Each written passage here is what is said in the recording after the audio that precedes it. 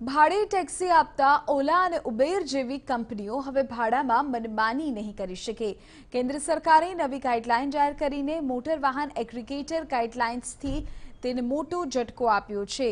માર્ગ પરિવહન અને રાજમાર્ગ મંત્રાલયે મોટર વ્હીકલ એગ્રીગેટર ગાઈડલાઇન્સ જાહેર કરી છે। આ ગાઈડલાઇન્સ અંતર્ગત એગ્રીગેટર્સને રાજ્ય સરકાર પાસે લાયસન્સ લેવાનું રહેશે। साथ ही राज्य सरकार भाड़ू पण नक्की करशे। आ उपरांत एग्रीगेटरनी परिभाषाने पण सामेल करवामां आवी छे।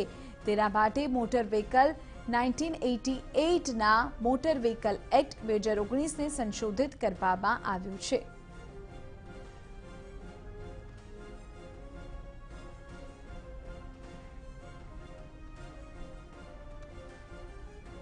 अलग अलग नियमों पर तेना माटे जाहेर करवामां आव्या छे, जे नियमोना आधारे तेओ भाड़ू वसूली शकशे।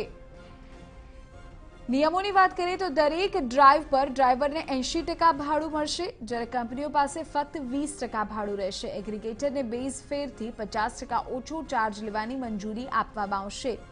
वधेली किंमत बेઝ फेરના 1.5% गणी लेवामां आवशे અને કેન્સલેશન ફી ઘટાડીને કુલ ભાડાના 10% કરી દેવામાં આવી છે, જે રાઇડર અને ડ્રાઈવર બંને માટે 100 રૂપિયાથી વધુ નહીં હોય।